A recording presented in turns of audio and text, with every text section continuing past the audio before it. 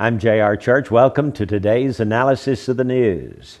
According to YNetNews.com, the European Union's foreign policy chief, Javier Solana, has called for the United Nations Security Council to recognize a Palestinian state by a certain deadline, even if the Israelis and Palestinians have not reached an agreement among themselves.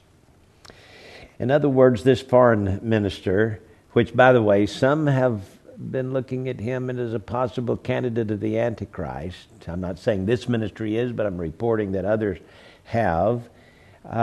He suggests that the United Nations go ahead and forget about Israel, forget about the negotiations, just go ahead and establish the Palestinian state.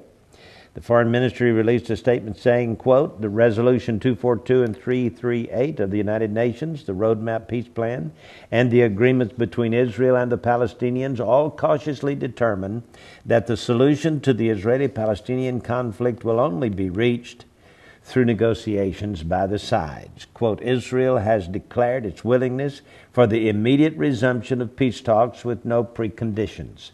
Any other approach, including one that calls for a settling of artificial deadline for the negotiations, undermines the efforts to reach an agreement between Israel and the Palestinian Authority, the statement read. Solana made his comments on Saturday at a lecture in London while Palestinian and Israeli peace talks remain stalled.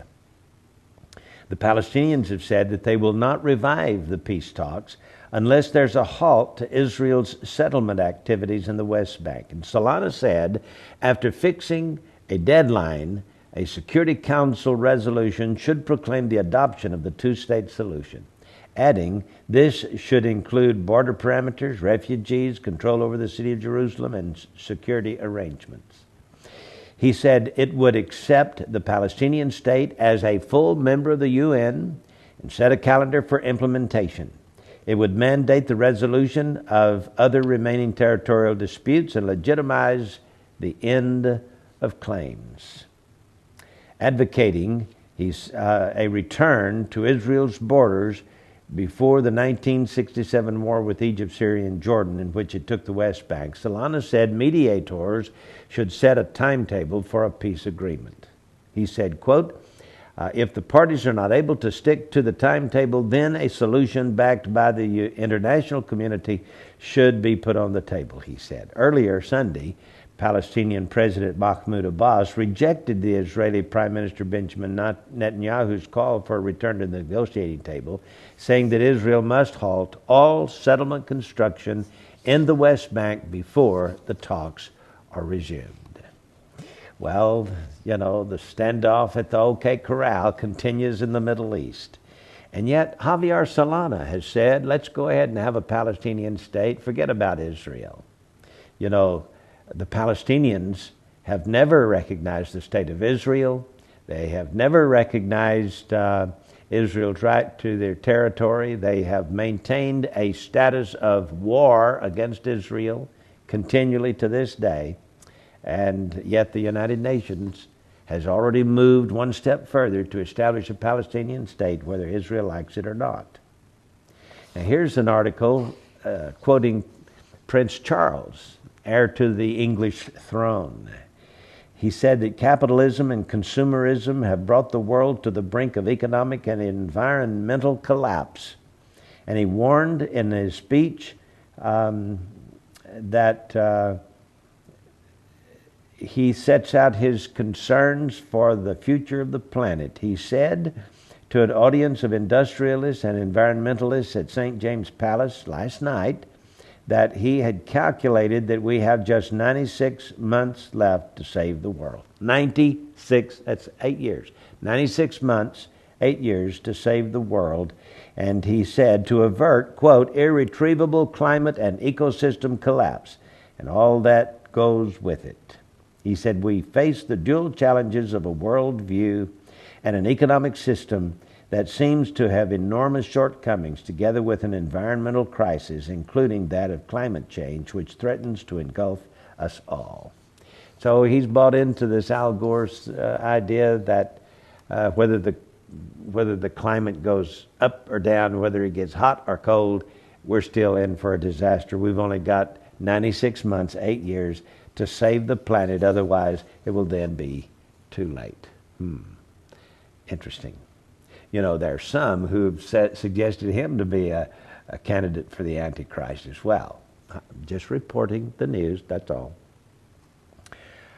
Then we have this interesting statement about the Hizb ut-Tahrir, an international movement of Islamic movement to reestablish an international Islamic state or caliphate and to indoctrinate Muslims to support jihad, wants to step up its recruitment efforts in the United States. On July 19th, the group, whose alumni include 9/11 mastermind Khalid Sheikh Mohammed and suicide bombers, will hold a conference titled, quote, "The Fall of Capitalism and the Rise of Islam."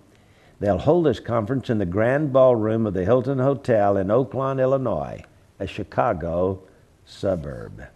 Amazing, isn't it? That we not only let 9 million Muslims into the United States over the last several years, totaling 9 million population of Muslims today, but we let them hold conferences calling for our overthrow. Amazing. Here's an interesting article from Jimmy DeYoung's website called Prophecy Today.